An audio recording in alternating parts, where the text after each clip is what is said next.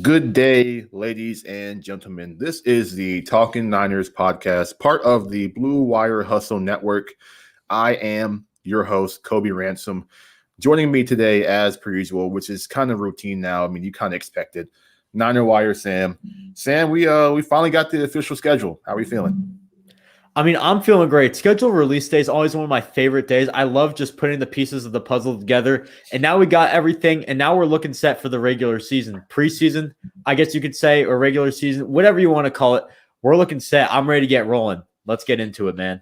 Before we get into it, apparently, Sam, you are a source now. You want to? I guess I am. Yeah. I mean, all the guys. By the way, let me put this out there. I'm not a source. I got all my stuff from Jason Apani, Javier Vega. Those are the two guys you have to credit. Credit to those guys. Huge shout out to those guys for nailing the schedule. Obviously, big guys in the 49ers community. But, hey, man, if the leak sites are going to say that I'm the source, I mean, I don't want to necessarily take full credit to it. So I kind of kept that under the radar. But those guys are where credit is due for them. So shout out to them. And I hope all those sources knew it. The guys I was talking to, they seemed to either tag both of us, or I talked to the one guy who kept tagging me. He knew it was them. But you know what? Shout out to those two guys. And I guess I'm a source now. It is what it is. I will say I did figure out the Atlanta game before anyone else did. So that could be something. All right. And I also got told of the Cincinnati game before it got out, but I'm not going to go into that too much. See, now you're flexing a little bit. Now you're flexing man. You gotta flex.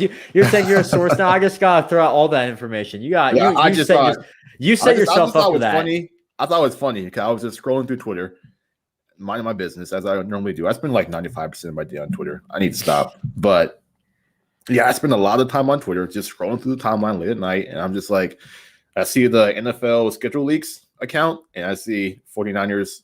And they have a couple matchups on there, like per Jason Aponte and Niner Wire Sam. I was like, what? It's like Sam and Jason? I thought it was funny. But all right. Getting into the schedule, we're going to pull it up here. First ever 17-game schedule, 18 weeks. We have the 3 preseason games, which is going to be the Chiefs, the Chargers, and the Raiders. So basically all AFC West teams. Yeah, preseason. It should happen this year. So yeah, I'm not gonna say much. We'll see Trey Lance most likely in those games, alongside some other guys like Jalen Hurd, the rookie class, all that. It'll be fun to watch them in the preseason against some of these teams.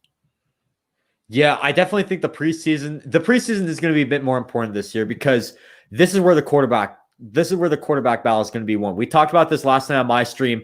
Preseason is going to have a huge impact on what the 49ers do at quarterback week 1 and training camp for that matter as well. If Trey Lance is outperforming Jimmy Garoppolo, then they're going to roll with Trey Lance. No doubt about it. But if Trey Lance needs more time, then they're going to roll with Jimmy Garoppolo to start off the year. So I believe the preseason games, it's going to be a big test for both of these quarterbacks and really just the whole roster. You still got some questions at cornerback 2. Could it be Ambry Thomas? Could it be Emmanuel Mosley? Also, you got a question, right guard, Brunskill, maybe could come in. Aaron Banks. I bet it'll be Aaron Banks. We'll talk about that a bit later, but quarterback's really where it's at. Also, wide receiver 3. There are still a few question marks for this 49ers team. Those are all going to be solved in the preseason, but I'd expect in the preseason games, you see a lot of action with Garoppolo and a lot of action with Lance, especially in those first 2 games. By the third one, they should have it figured out. You'll probably see Sudfeld, Rosen, and Josh Johnson competing for that third string option right there. Maybe someone goes on the practice squad. We'll have to see. But the quarterback battle is going to be the key to this preseason for the 49ers. Also, I guess some news today also. Austin Walter got waived today, so it was one less 49er on the roster. And that was a move that everyone was expecting. You know, there had to be 3 odd men out, and I think everyone kind of concluded that he was definitely going to be one of them. So, you know what? He did really well here. Best of luck wherever he goes. I definitely think he can ball out. Really proved himself in San Francisco. So best wishes to him. All right. Getting into the main event, the regular season schedule. 49ers open up at Detroit and at Philadelphia. So the last time the 49ers opened up with 2 East Coast games in their week 3 opener, they went to the Super Bowl. So those are and last time they opened up against Detroit, they went to the Super Bowl. And the time before they opened up against Detroit, they went to the Super Bowl and won both of those, by the way. So if you're a big conspiracy guy, if you're into that kind of thing, luck is in our favor. So yeah, Niners start off with two I guess easier matchups. The Lions that against the kneecappers, that should be a relatively easy game for the Niners. They should be favored in that game, as well as the Philadelphia game. They're kind of no, we won't really know what they really are. Brand new coach. I mean, we think Jalen Hurts will start, but we'll see. But yeah, that team is those are two games that the Niners should be favored in heavily. Absolutely. And those are two must-win games, in my opinion. You're in a very, even though I know we were talking about before the show started, the schedule is a pretty easy schedule compared to most teams. But you're in the NFC West. This is the toughest division in football. You have to win the games that you should be able to win. And I think the first two, Detroit and Philadelphia, those are two teams who are struggling right now. And I think we know are probably going to struggle throughout the season unless something happens with Philadelphia with all the injuries and everything. I think that would probably be, that's the only reason I can see Philly being good. But in reality, the 49ers are definitely better than these two teams. So I believe that the 49ers should win these two games. And you have to win these games because it'll give you the upper hand in the division, which you desperately need, considering your division is absolutely stacked. Yeah, most definitely. And I guess the question will be, who is starting those first two games. I have my thoughts on that. We'll save it for later if we get to it. But yeah, two easy games. And we get to the home opener, which the 49ers, they announced, per Nick Wagner of ESPN, that they are preparing for a full stadiums. And the last time the Niners played in a full stadium was against the Packers in the NFC Championship game, where they gave the Packers a run for their money. So, their first game with full fans potentially is going to be against these same Packers. And will Aaron Rodgers be playing or not? We have no idea. I think he will still be here in Green Bay. And I think it will be Aaron Rodgers once again returning to California. And we'll hear the whole, did you know that Aaron Rodgers was a 49er fan thing before the Sunday Night Football game? This one might be a bit of a toss-up. We'll see how it goes. But a pretty cool opener for the 49ers. Yeah, definitely a big opener. Great to have fans back in the stadiums. Very sad that I'm definitely going to be missing out on that one, unfortunately. But you know what? Green Bay Sunday Night Football, I think that's a fantastic way to start the home opener. Just get fans back in the stadium. Lots of people are going to be tuning in for this. This has been a great rivalry for the past few years, past decade, I should say. Green Bay, San Francisco, a lot of back and forth battles. I did make a prediction today. I did say that Green Bay would win this game. And the reason being, I still think it's the quarterback. There's so much uncertainty at 49ers quarterback. It's really hard to predict right now. So as I said, like in that tweet that I tweeted out, it's a very early prediction. And the Green Bay game, if I had to predict right now where I see this going, I would think Green Bay is winning. Green Bay, by the way, one of the most underrated teams in the NFC. Before the Aaron Rodgers news came out, before free agency, before all of that stuff, I said Green Bay was the favorite to make it to the Super Bowl in the NFC. Obviously, things have changed a little bit. I'm not even going to think about who I would pick as the favorite because we're here to talk about the schedule right now, and I haven't thought about that necessarily. But this is going to be a tough game. This is going to be the first real challenge of the season. And if I talk about week 4, week 5, those are two massive challenges in my opinion. In my opinion, as big as this Green Bay challenge, considering these are division opponents, you have to win every divisional game this year that you can, especially when you're the NFC West, when you're the 49ers. You have to beat Seattle, you have to beat Arizona, and you have to try and beat them twice. And I definitely think Seattle and Arizona, Seattle, in my opinion, they got worse this offseason. That's the one team in this NFC West that got worse this offseason. They did lose some key pieces, added some depth on the D-line, which they needed, but the secondary got worse. The offensive line, they didn't really do anything too big with that other than adding Gabe Jackson. So, in my opinion, it's going to be two tough games. Seattle's going to be tough. Arizona, this is a team that everyone's underrating. Yes, they have Cliff Kingsbury as coach. I know that we all hate Cliff Kingsbury. He's not that great of a coach, but do not underestimate this team on paper. You got Kyler Murray. Your offense is just stacked across the board. Your offensive line's a bit iffy. Running back situation can be a bit iffy, but the weapons you have a wide receiver with Kyler Murray, that is a dream to have for your team. And on the defensive side, they did get better. Zaven Collins seems like they are extremely high on him. Isaiah Simmons could have a bounce back sophomore year. That could work out for the Arizona Cardinals. So two very tough games right there.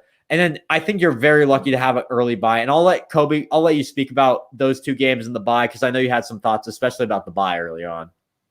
Yeah, so the Seahawks game, I think this is the earliest we've played the Seahawks in a while.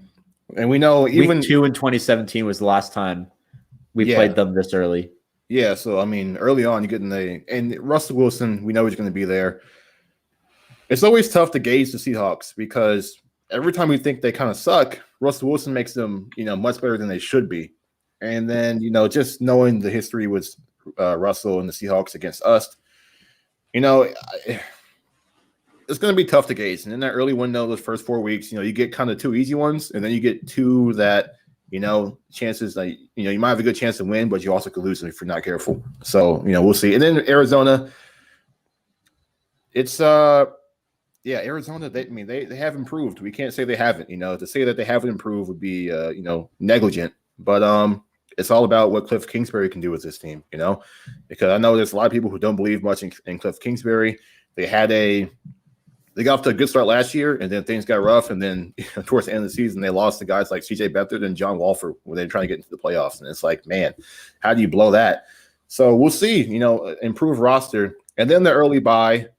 This is probably one of the more the things that people were kind of anticipating to see where that bye would be at, because as it pertains to that certain quarterback that everyone wants to see play, I think the two targets were after the bye week or after the Thursday night game, and the bye week is early and the Thursday night game is late.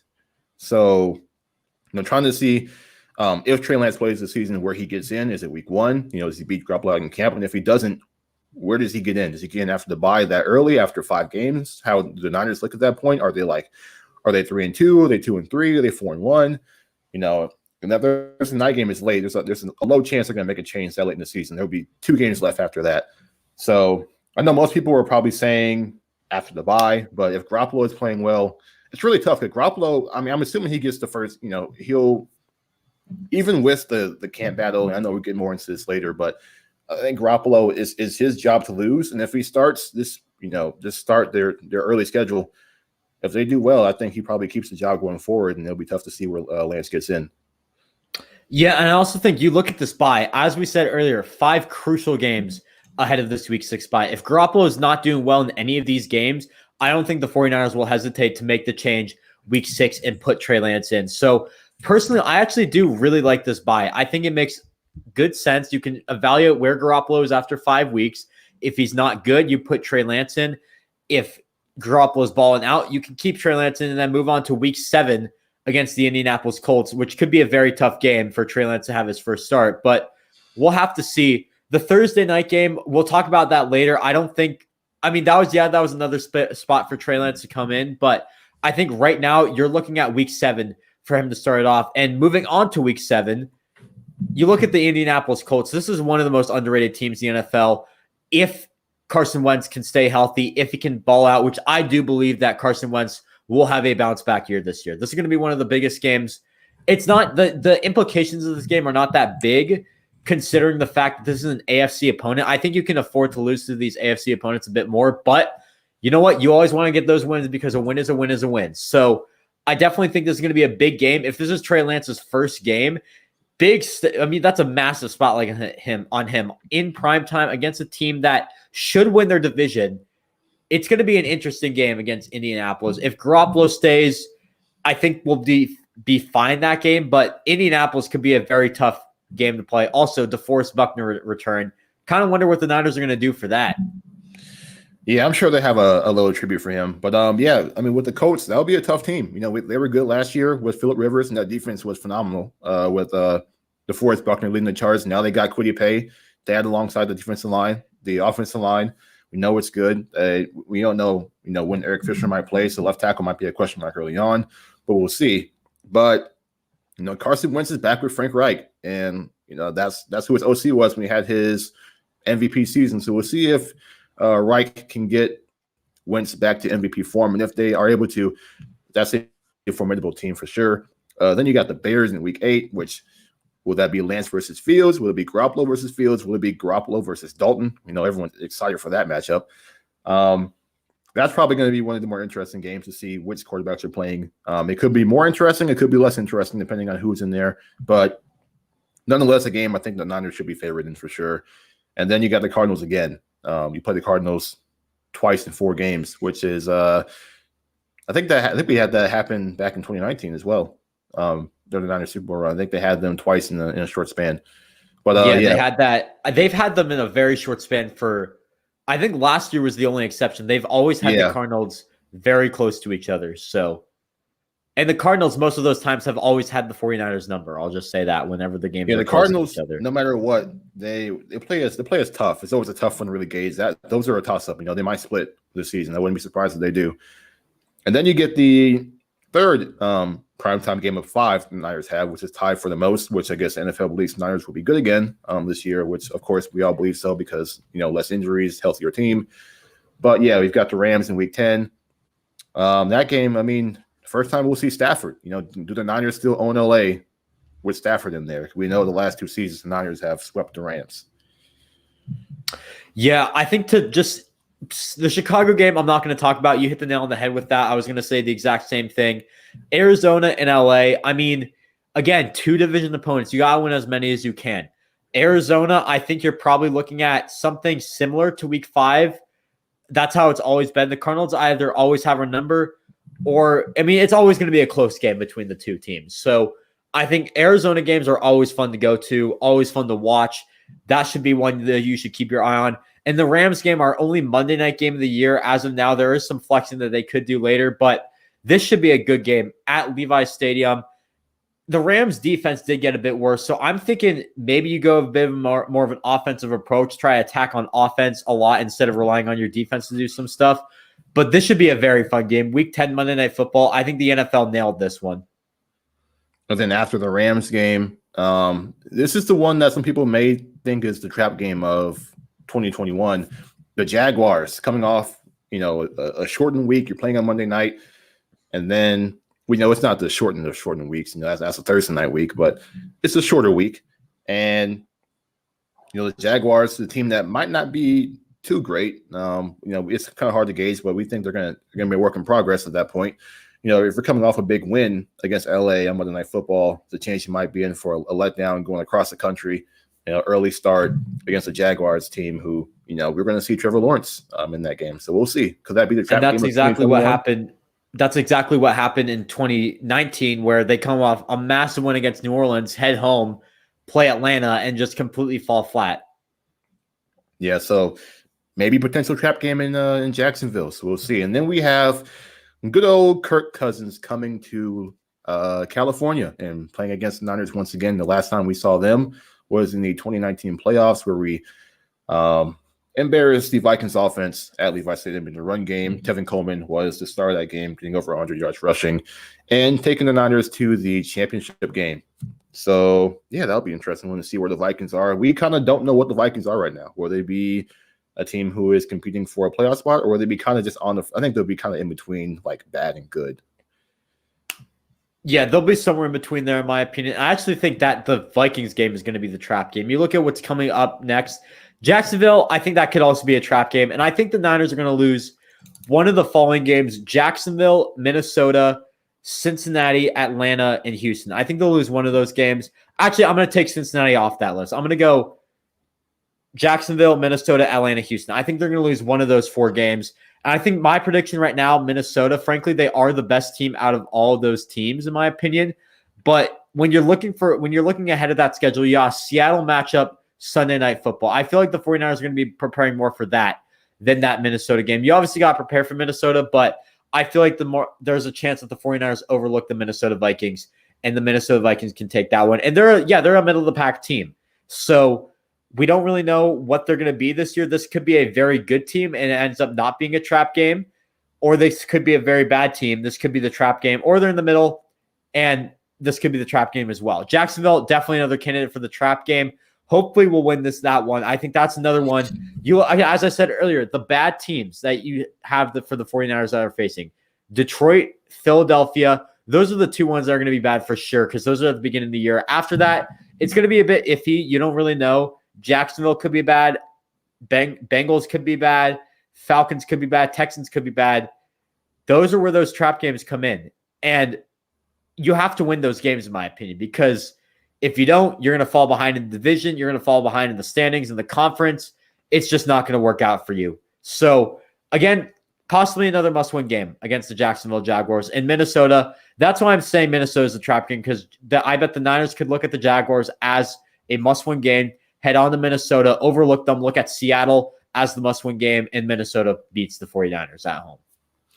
All right, next we got the 49ers traveling to Seattle Sunday Night Football. They will not be playing them in the finale this year. So, yeah, playing in Seattle, most likely going to be a full crowd again. It's going to be, it's always tough to win in Seattle. We'll see how the Seahawks look this year. Does their luck finally run out? Do they finally look bad? It's tough to really gauge. Russell Wilson always keeps them in it. But, another tough game for sure. Yeah, I mean, the Seahawks, as I said, I do think this is the one team in the NFC West that did get worse. But every game that you play in Seattle is going to be a challenge, especially when it's a primetime game. The Seahawks in the past have just killed us on primetime. You had 2012, 2013, Thanksgiving 2014, Monday Night Football, and then the only Monday Night Football 2019, I should say, the only exception was Week 17 of 2019. Hopefully that's what happens again. And by the way, that game was, it was fun to watch, but in the moment, God, the stress was just all over me. You just did not want to see that. But Week 13, I'm expecting a loss here. I think Seattle should take this one, even though I said they were the only team that got worse in the NFC West. They're still a damn good team. So the Seahawks, in my opinion, they're probably going to win this one. Sunday Night Football in Seattle, and the Niners, in the wise words of Bill Belichick, not Will Belichick, we're moving on to Cincinnati. Cincinnati. There's a likelihood they're probably still going to be not so good. So it's a game the Niners should definitely be favored in, and depending on how Seattle goes, if they're coming off a loss, they should come out angry and probably destroy the Bengals. Yeah, and I definitely think the reason I wasn't saying a trap game is I actually think Cincinnati could be a bit better this year. Their defense got a bit better. It's kind of, they're in an iffy situation right now. I mean, you have a young quarterback in Joe Burrow. You bolstered your wide receiver core. There's still a lot of questions with this team. This could very well could still be a question mark. They didn't really do much. Oh, absolutely. Offensive line. To be fair, their offensive line, they did improve a lot this offseason. Even though they didn't get Penei Sewell, which a lot of people were criticizing them for, they did get Riley Reif. They have Jonah Williams already. You have 2 starting tackles. Jackson Carman was a guy who on some boards was ranked extremely high. He'll be at guard. So it's not the best offensive line, obviously, but they did improve it. I'll say that.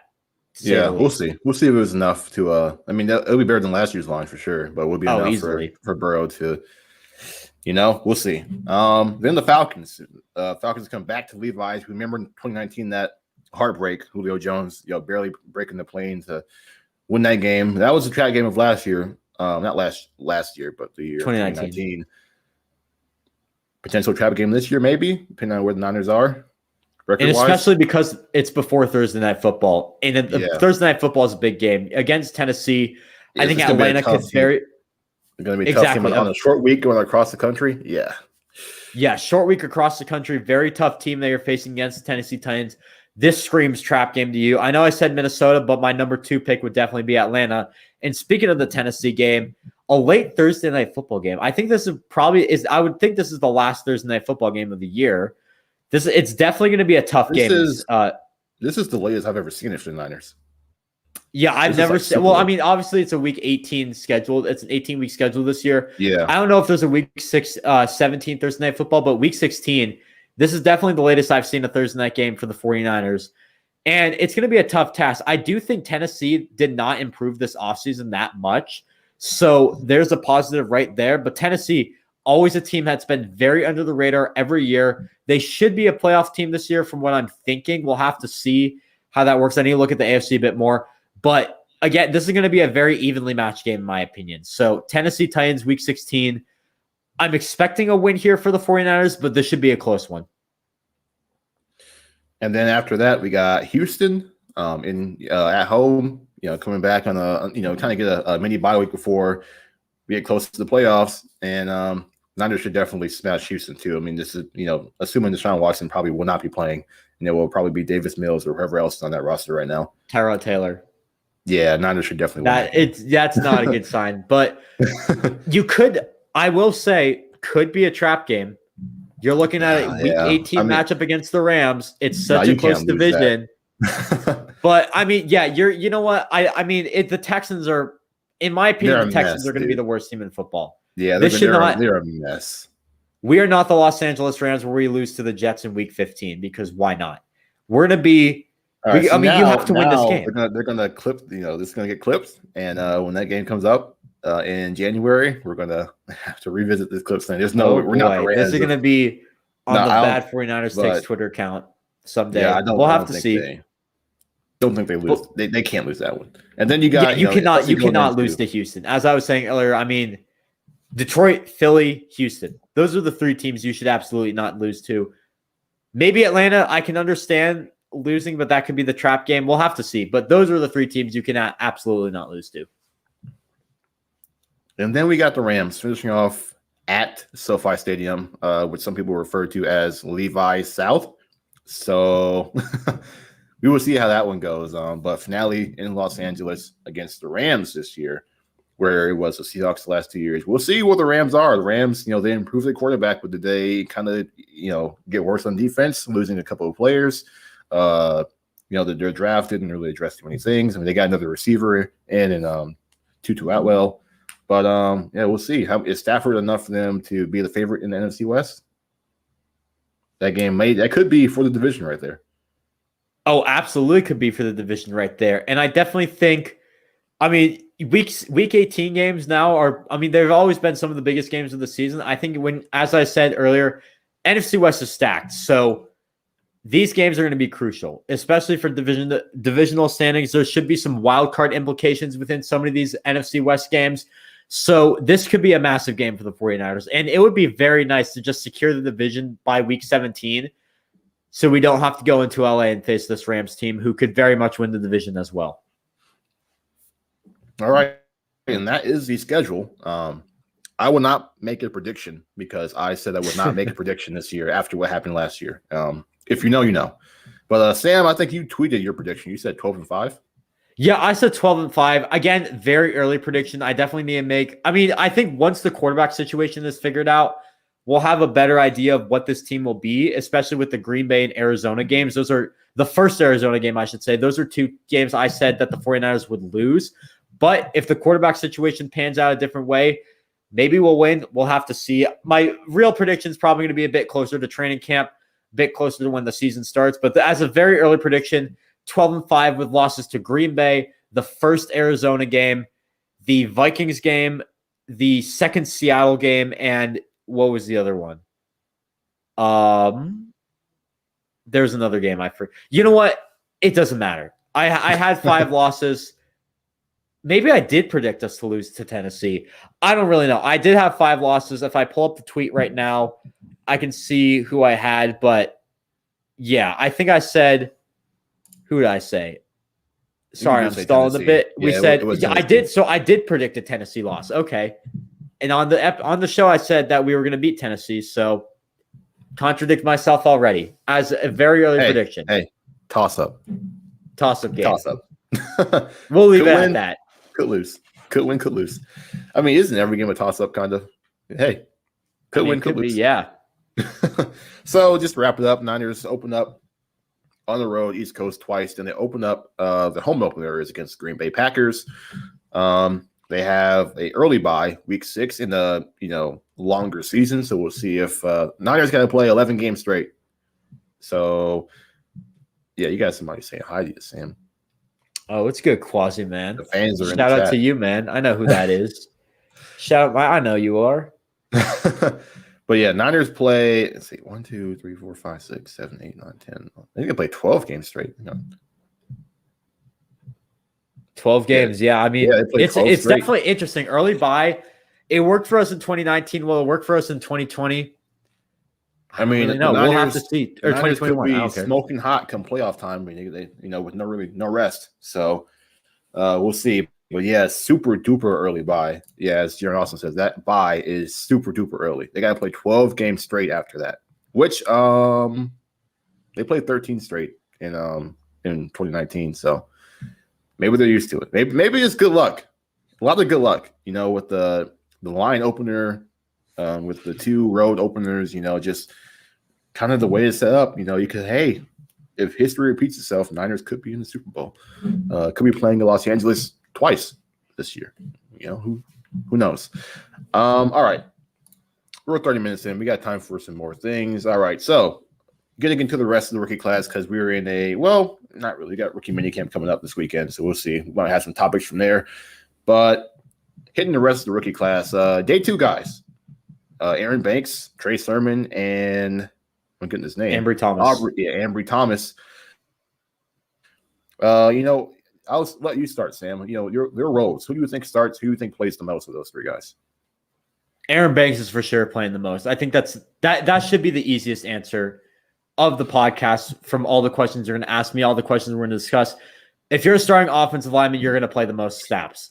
It's that simple. You don't really get to replace that often. Most offensive linemen, when healthy, will play 100% of the snaps. So Aaron Banks should be the guy that plays the most and probably will have the biggest impact for this team, in my opinion.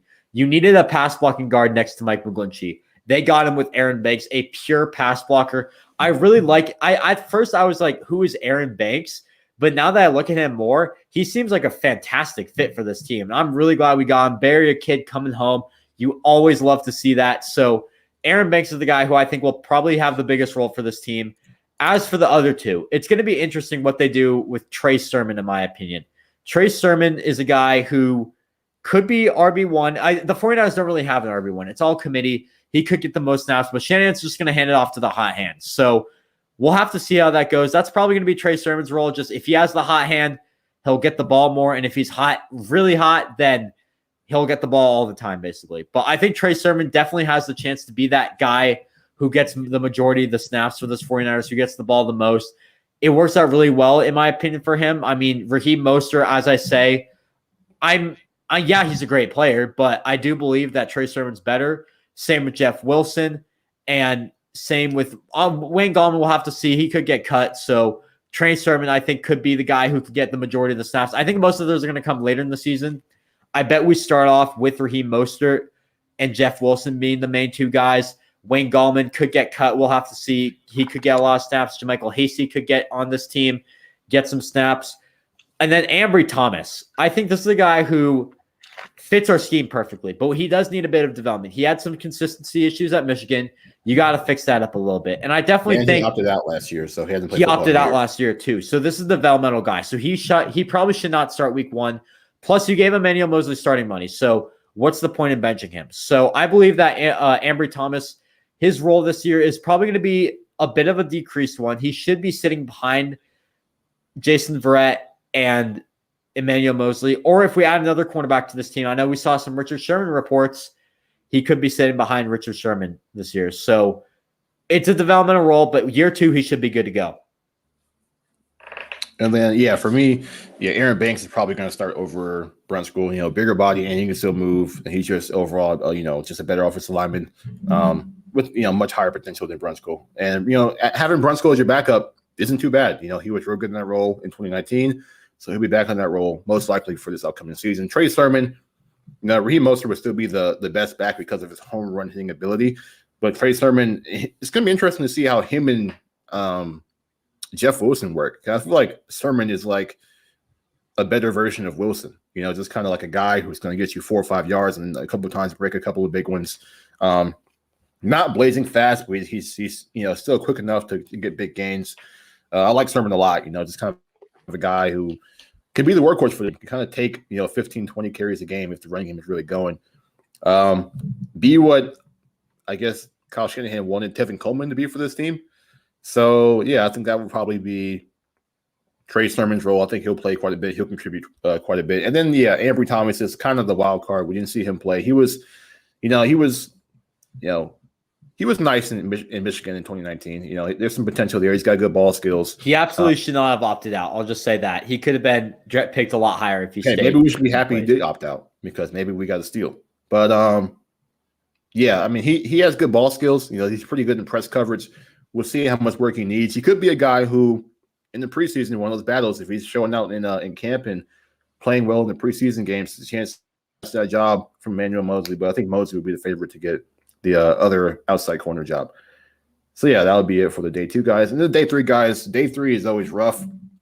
You've got I think what's the I always forget the other lineman's name. I think it's Moore. Jalen Moore. Yeah, Jalen Moore from Western Michigan. And we've got Talanoa Hufanga. That's another guy who's probably my favorite day 3 pick. And then we've got Same here. Diamondor Lenore and Elijah Mitchell. So of those guys, I'll let you go first again. Who do you think actually plays, gets like snaps in the regular season? Out of those 4 guys, I'm going to go Diamondor Lenore. And reason being, even though I like Talanoa Hufanga a lot, I think he needs a bit more development. You saw on the film, he has some problems with getting to the ball, route running, and just getting to the ball. How he does that needs some improvement. Angles is the word I'm looking for. He needs to take better angles to the ball.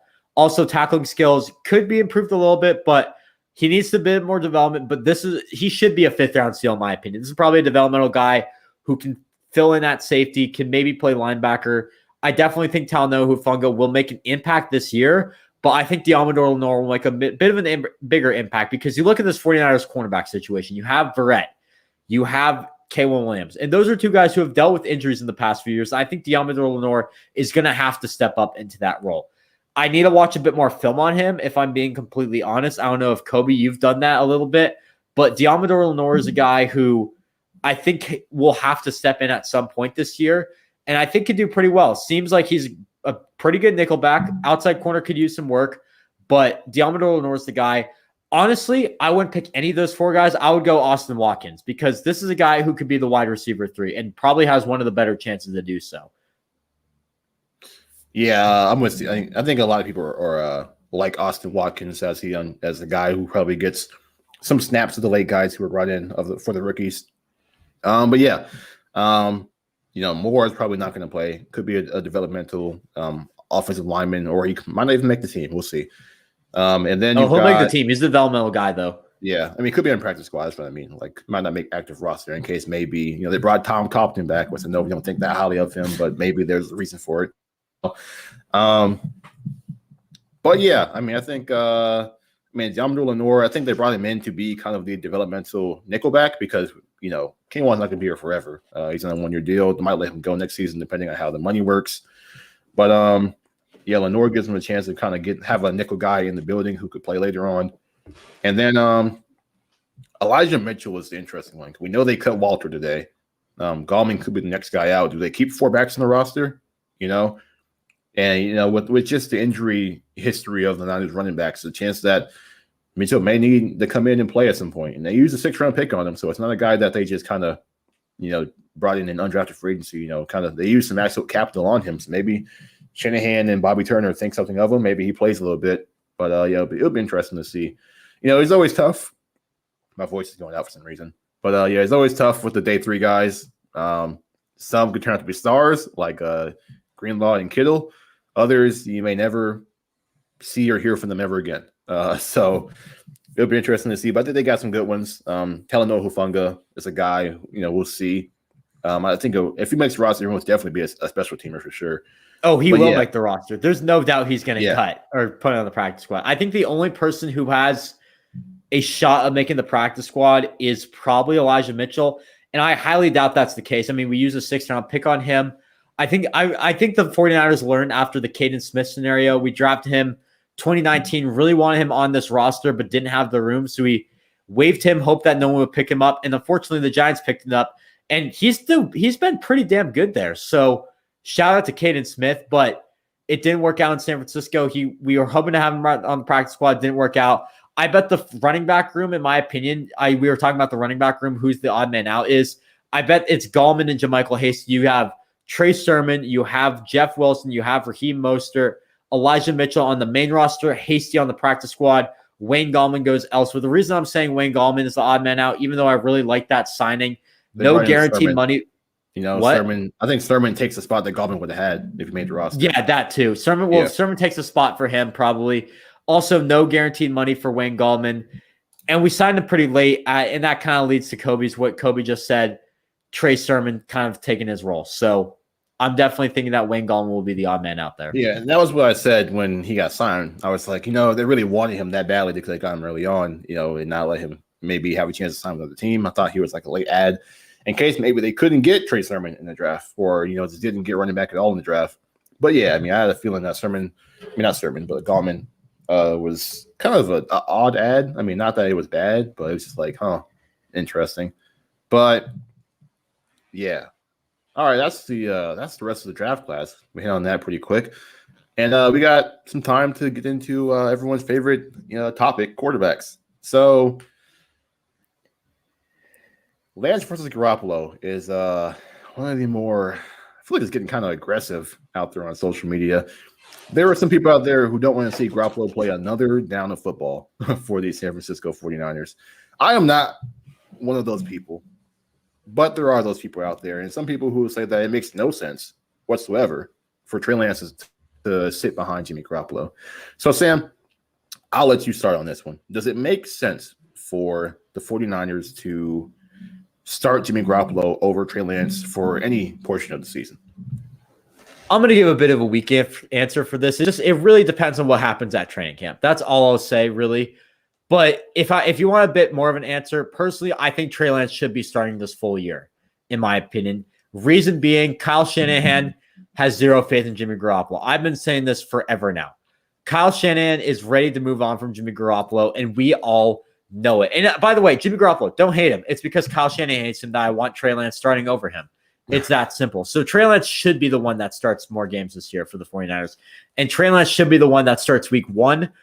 Will it happen? Probably not from what I'm thinking. But as I said earlier, by the bye week 6 bye, I think week 7 is where you're probably expecting Trey Lance to come in and take over for the San Francisco 49ers team. Also, I would not be surprised. Someone tweeted out earlier today, let's talk about what happened in 2016. The Eagles had Sam Bradford as their quarterback, then traded up into the top 3. They went to number 2, took a North Dakota State quarterback, and then traded Sam Bradford later on for a first-round pick. Coincidence? I think not. And by the way, just adding more onto that, Jimmy Garoppolo and Sam Bradford, 2 injury-prone quarterbacks. Just saying. Sheesh. All right. So for reference to that, Bradford was traded to the Vikings when Teddy Bridgewater went down, I believe, because Bridgewater wasn't ready to come back yet. I think that's what it was. But yeah, so out there needs a quarterback late. Maybe their starter gets injured. Maybe their starter doesn't look as good as they thought, and they just think, hey, let's take a shot at Garoppolo. Don't know which team that would be. Could it be the Broncos? Which it would be a team whose quarterback went down in training camp, similar to the Teddy Bridgewater situation. Yeah, so obviously not wishing injury on anybody, but that's probably where it would happen. Or a team I always kind of think about is Washington. Maybe Ryan Fitzpatrick isn't looking how they want him to because there's no one else behind him. I mean, do they really believe in Heineke? I don't think so. I think they kind of just brought him back just kind of cause. But they can Washington be a team that's like, hey, this team's pretty good. Fitzpatrick, we don't know if he's the guy to take us to where we want to be. Let's trade for Garoppolo. Maybe they could be a team. But back to the question of, does it make sense to start Garoppolo over Trey Lance? I think it does. I'm not saying, and it's funny. I'm going to give a boring answer here, kind of. I don't really care. And Vish, Sam, he's getting on you. Oh, you gotta stop yelling. Listen, man. Hey, man. You know what? Hold on. Hold on out there, man. Wait, hold on. I had yesterday. I had a test. I had to be at school at 7:30. I had a water polo game after. I had water polo today. It's been an exhausting week, man. Just let me live, Fish. Come on, you're better than this, Fish. Hey, Sam was a busy man. Okay, this man's. I'm a busy man. You said it yourself. I'm a hustler. I can yawn. If I'm tired, I'll yawn. You know what? Screw you. And plus, I mean, this is going to audio too. Sometimes the viewers don't have to see my face. You can listen to it on audio. You can watch it on YouTube. It's all good, man. I'm fine. You know what? I can wake up a little bit, yeah, but I'm a hustler. I'll just leave it at that. If I have an excuse to be tired, I've been tired a lot, so we'll see. But yeah, I mean, his life. I mean, I probably shouldn't be on it, but it's all good. No, I mean The show must look, carry on. It's 11:50, bro. I mean, maybe it might be because of this Coke I got. It might be why I'm not yawning. But listen, it's 11:50 East Coast time. It's late out here, bro. It's late. But It's late. I mean, we out here. You know what's weird? I feel like I always yawn during streams for some reason, even though I'm fine. Sometimes I just have to hold it in, but I always yawn. It's weird. I always feel fine though. I always love doing this. I'm never tired doing this, so I'm not sleeping either, man. Okay. I'm saying I'm wide awake out here, and I'm no yawn, no nothing. I might yawn because I said that. But all right, yeah. So this situation with Garoppolo and Lance could turn out so many different ways. It could be Bradford and Wentz. It could be Matt Flynn and Russell Wilson, where Matt Flynn was brought in expecting to start, and Russell Wilson just comes in and basically destroys him in camp. Or it could be the most popular method, which isn't really the best method up for debate. Patrick Mahomes, Alex Smith. Really, I don't really care how this turns out.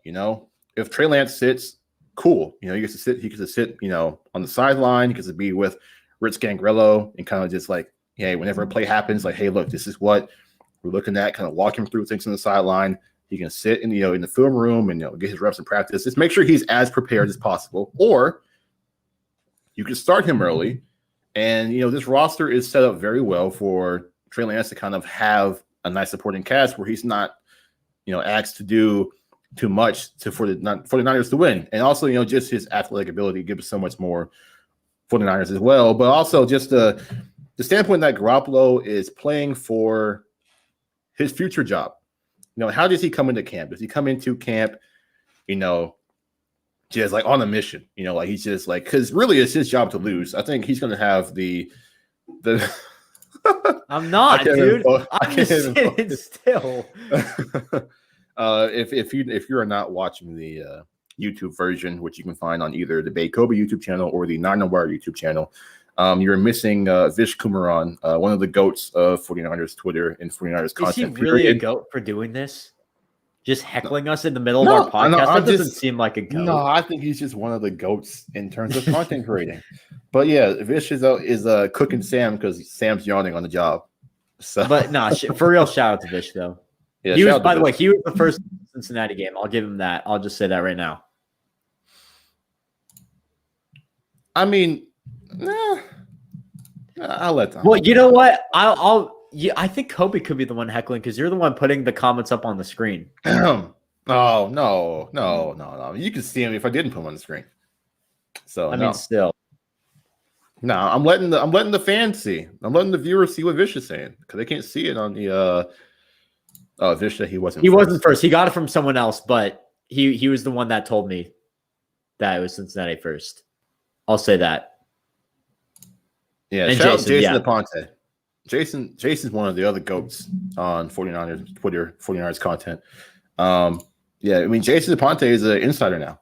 So, I mean, hey, breaking news. I'm not. No, he's not an insider. He doesn't want to be an insider. Don't go asking him for information, please. But yeah, Jason's a GOAT. Just a general tip, real quick. Don't, unless you're like really close to people, don't ask information about like what's going on, what your sources are. I've kind of learned this myself because I've always wanted to be doing that, learn that information. You always want to see the information, but people aren't going to give it to you. If they have sources, they're not going to give you their sources. They're not going to give you where their information is coming from. You keep sources to yourself. It's that simple. Yeah, I mean, no one's going to tell you, hey, get your own source, okay? You people out there who want information, go get your own source. You put in the work, all right? I don't have any sources either, so I got to put in my own work. But,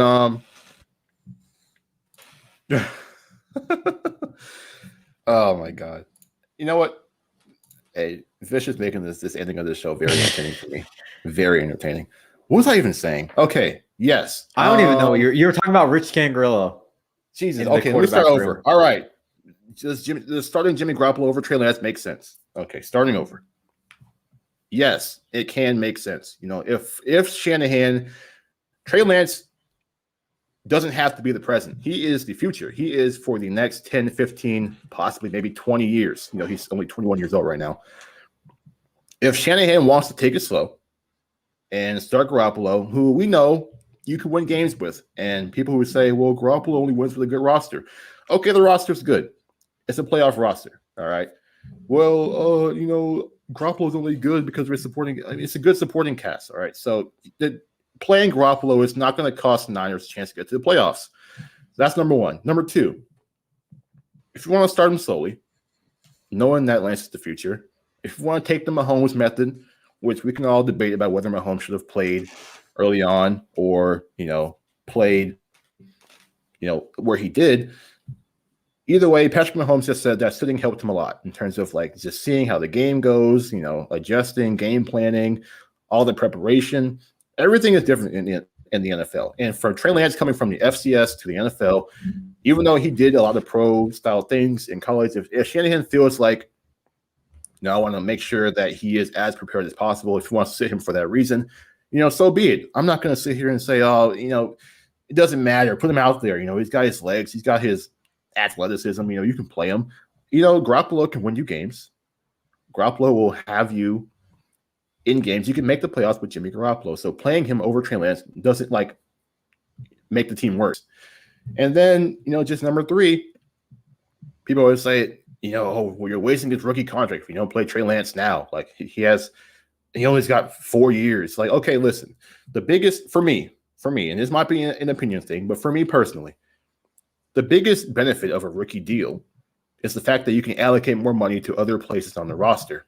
You can't really do that this year. The roster's already set. So whether Garoppolo plays or not, whether you trade him or not, nothing else is going to change for the roster. The roster is what it is. So if you start Garoppolo over Lance, as far as the contract goes, it doesn't change anything. Now, wasting the contract would be if you kept Garoppolo next year and didn't trade him then. But there is no harm to Shanahan potentially wanting to sit Lance because, hey, look, it's hard to get quarterback right. You got to be real careful about how you bring them along, who you select, and all that stuff. Lance is coming to a good situation. It's a good team. There's a good quarterback in front of him. Jimmy Garoppolo, he's not a scrub. He is, he works for this team. And we see evidence of that in 2019. The problem is he's not on the field enough. And Shanahan and them have said that. And we know that you can get better quarterbacks than Jimmy Garoppolo, but Garoppolo is serviceable. You can win games with Jimmy Garoppolo. You can get to a Super Bowl with Jimmy Garoppolo. It's already been done. We've seen it. So I'm just not going to sit here and act like Jimmy Garoppolo playing football for the San Francisco 49ers is a bad thing, like some people out there are kind of alluding to. And then also just with the they traded 3 first-rounders in the third. Okay, that's the cost of that's what it costs to get a quarterback. The Niners had a 6-10 season. They were in position to get a quarterback, finally get their franchise quarterback. And so that's what they did. That doesn't mean they have to start him now. That's just what it costs to get their guy in the building. And now he's in the building, and now they can do as they please. You can take it slow, or you can put him in. For me, it doesn't matter. If Lance, I can see Lance being ready to go early on, but if he's not, so be it. And if Jimmy Garoppolo plays the entire season and Trey Lance doesn't get 1 start, he might get snaps because of his running ability, but no starts, it's cool. But yeah, as far as what I think about it, there is some sense to starting Jimmy Garoppolo. Let's not act like Jimmy Garoppolo is the worst quarterback you've ever seen. Yeah, and I'll end it on this note. If Kyle Shanahan wants Garoppolo in, absolutely go for it. If Kyle Shanahan wants Trey Lance in, go for it. I've been saying whoever Kyle Shanahan wants at quarterback is an upgrade from Jimmy Garoppolo because I don't believe Garoppolo. I mean, as I said earlier in the show, as I said earlier in basically every show we've done on this Talking Niners stuff, and basically almost every show I've done this offseason, Kyle Shanahan does not trust Jimmy Garoppolo. So if Kyle Shanahan does regain that trust and wants to start Garoppolo, go for it. If he wants to start Trey Lance, go for it. Whoever Kyle Shanahan wants to start at quarterback, I'm cool with. Yeah, I mean, I won't say okay, yeah, I know Garoppolo is not Kyle Shanahan's handpicked, but I think the idea that Shanahan can't stand the thought of Jimmy Garoppolo might be a bit far-fetched. I don't know. Maybe it's just me. I mean, maybe he might not, trust him all the way. But also this is one thing I thought about to myself, and I kind of just remembered it. I wonder if Like, what Garoppolo are we going to see this year? Do we see a different Garoppolo this year? Because he knows he's playing for his future, and he knows that Trey Lance, if Garoppolo is not playing well, can just snatch his job from him. So, like, does Garoppolo be a little more aggressive this year? Do we see just a better – I think Garoppolo could have a career year this year if he plays the entire way. If he goes the entire way. Also, you have the supporting cast around him. Yeah, it's a good team. This is arguably better than the 2019 supporting cast. This is better than the 2019 supporting cast on offense. He's got a better line, better weapons. The running back core is better. Yeah. The defense we'll have to see. Yeah, and you're going to get more improved George Kittle. And a better Kyle Shanahan. He might have some new plays, some new wrinkles in there. But yeah, this team, they got some power now. Even if they don't play Lance, you've got Aaron Banks, bigger, stronger offensive lineman, and Trey Sermon, who can kind of be your workhorse, kind of be your closer, so to speak. So yeah, it's a good roster around Garoppolo if he plays. This roster is still a playoff team if Garoppolo plays. There is no harm in Trey Lance sitting. Let's not act like if Lance sits for any period of time, it's like, oh, what are they doing? This is the waste of time. They're wasting his rookie contract. No, I don't think that at all. So that's just my and if Trey Lance, I could be proven wrong. Maybe Shanahan's like, nah, this dog. Let's get Trey Lance in there. But yeah, I think it's personally, I think Jimmy Garoppolo plays the majority of the season, if not the entire season. And then Trey Lance is the future, and then Garoppolo is the present. I could be wrong. That's a hot take right there. I'll just say that right now. It really shouldn't be, though. Garoppolo's the veteran. I know Trey Lance is Garoppolo's the veteran, but it comes down to a trust factor for Kyle Shanahan. I don't think, and I definitely think. I don't know. It's tough. I would not. It's so. Yeah, you're definitely right. This could be a Mahomes situation where Garoppolo does not play at all this year. This also could be it's Sam Darnold situation where Trey Lance, not expected to start week 1, does indeed start week 1. You really have no clue when this is going to happen. I think after the bye is still reasonable. It's going to be interesting, though. You probably want to get Trey Lance in a stretch where not the hardest games, not the easiest games. It's really, I guess I'll pull it back up if I can find it real quick. The schedule, we can kind of, because now we have the schedule, we can kind of, I guess, talk about it a little bit. And I really didn't plan to talk about when he would start, but whatever. Yeah, so you got the early bye, so you're really going to have to. The only way Lance gets after the bye to me is if.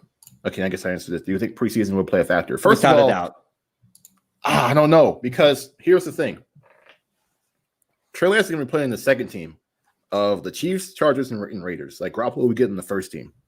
He'll be playing against the starters, and Trey Lance. Trey Lance is probably going to kill whoever he's playing against because it's the second teamers. And it also leads to another point I was saying with if Trey Lance sits, it's not like he's not getting any play time because he will be in the practice, he'll be in the film room, and he'll be playing in the preseason games. It's not like if Lance doesn't start, he's going to go home and sit on his couch and play Warzone and eat Doritos and drink Mountain Dew. Like, no, he's going to be in the film room. He's going to be playing the preseason games. He can get his reps there. But I don't think preseason will – unless Garoppolo comes out and just has the worst preseason in the history of preseasons, I think Garoppolo is the favorite to start week 1. Yeah, he's the favorite. No matter how Trey Lance plays. I definitely think he's the favorite. I think if Trey Lance is ready, I think the thing is with the thing between the two quarterbacks is if Trey Lance is ready week 1, the 49ers are going to hesitate to start him. And that's going to be shown in preseason. Even if Garoppolo looks great, I think if Trey Lance is ready, again, you have 2 easy opponents, Detroit and Philadelphia. Those could be opponents that you can kind of ease him into and work out if Trey Lance is ready by preseason.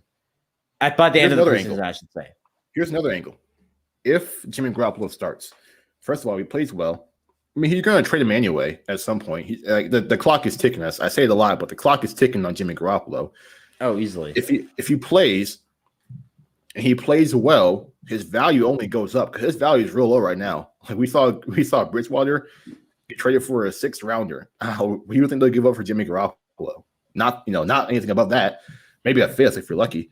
But If he starts and he plays well, his value will only go up, and that benefits the Niners because guess what? They get more in return, you know? And then, what else was I going to say? I think I forgot. But yeah, as far as value goes, if Jimmy Garoppolo plays well, it helps the Niners out because they get more in return. He's going to be gone anyway. He's not going to be here next season. I can guarantee that. He's not going to be here next season. Oh, no, he's not. Easily. Yeah, and I definitely think, I mean, maybe you're right with the value. You want to get that value up with him. But I think at the end of the day, you're going to put the quarterback who wins the most. And it's there's no telling. There's no telling.